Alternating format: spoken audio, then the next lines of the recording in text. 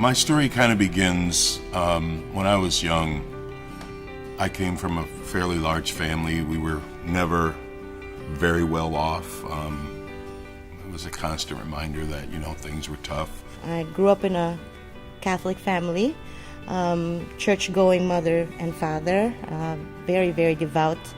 So I went to school from nursery or kindergarten until college. I finished my schooling in a Catholic school. When I got out of high school, when I graduated, I didn't know what to do as far as going to college, and so I went into the service. I went into the Air Force and got shipped overseas, and when I got overseas, it was like Katie barred the doors, party all the time.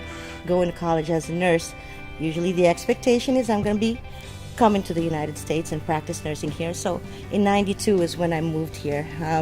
Wow, I felt for the first time I was free. I had 3 other girlfriends who came here with me, and we were party girls. That was my reason for getting up on the weekends, is so that my friends and I can party that night.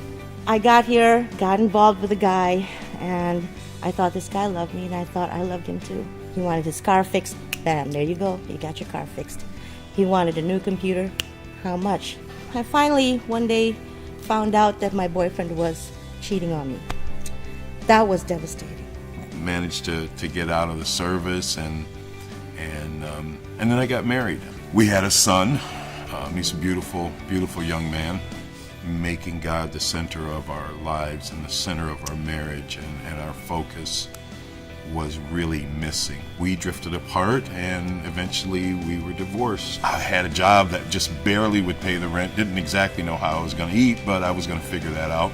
One day this friend of mine said, "Hey, you should come to this birthday party I'm giving for my wife. It's going to be at a little club, and she's going to invite a bunch of her nurse friends, and some good-looking nurses at this hospital, at this nursing home." And I'm like, okay, that sounds good. One time I was really, really depressed, and my coworkers saw that I was depressed, and she goes, "You really look upset. Here, take one of these."